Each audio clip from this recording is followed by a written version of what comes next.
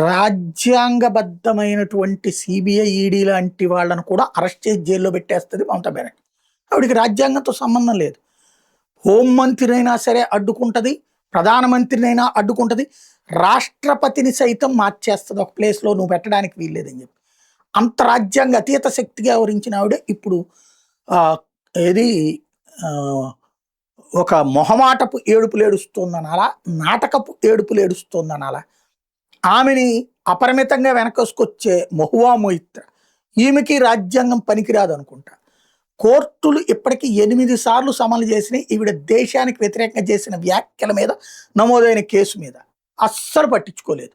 చివరికి ఇప్పుడు non bailable arrest warrant జారీ చేసింది న్యాయస్థానం.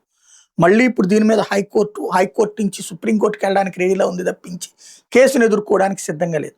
మరి మమతా బెనర్జీ ఆ పార్టీ వాళ్ళందరూ బంగ్లాదేశ్కి సంబంధించిన అధినేతలని భారతదేశంలో ఏమైనా గెస్టులుగా అని భావిస్తున్నారేమో తెలియదు.